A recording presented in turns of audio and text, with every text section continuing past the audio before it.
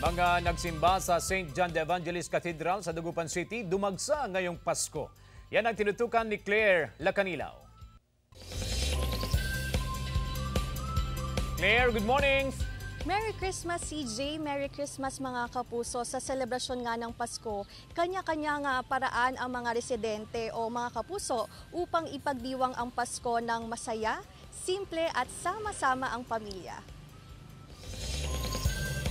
Dinagsa ng mga deboto ang St. John the Evangelist Cathedral sa Dagupan City. Kasabay ng bisperas ng Pasko kagabi, kasama ng kanyang asawa, pinili munang dumalo sa misa ng 47 anyos na si Gary Obal bago ipagdiwang ang Noche Buena kasama ang kanyang pamilya sa Barangay Pantal, Dagupan City. Ipinagpapasalamat niya sa Panginoon ang lahat ng biyaya sa kanyang buhay, tulad ng malakas na pangangatawan at malayo sa kapahamakan lalo na ng kanyang pamilya. Pasasalamat na din sa buong taon ang mga biyaya ng kaligtasan namin, pamilya.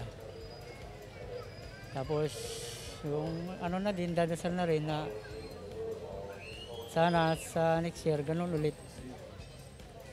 Yung biglang kami araw-araw lang na blessing, yung pangangailangan lang. Ayon kay Archbishop Socrates Villegas, ang tunay na kahulugan ng Pasko ay ang kapanganakan ni Jesus na nabuhay para iligtas ang sanlibutan. What is the best gift you have received? Jesus. What is the best gift that you can give?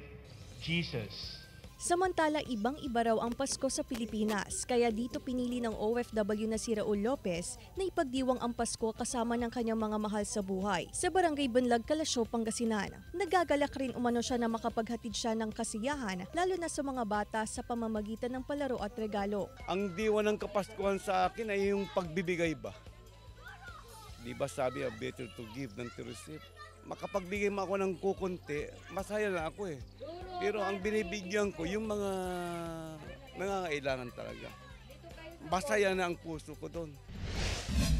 Sa Ilocos Norte, dumagsa rin ang mga deboto sa St. William's Cathedral sa Lawag City upang dumalo sa Christmas Eve Mass. Sa dami ng tao, marami ang nanatili sa labas ng simbahan upang makinig sa misa.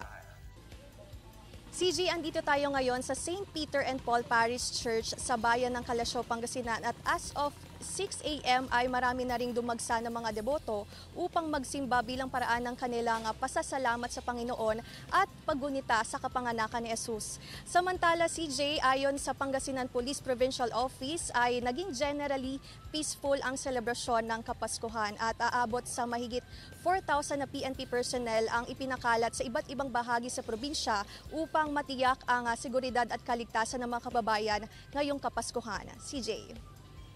Maraming salamat, Claire Lacanilaw.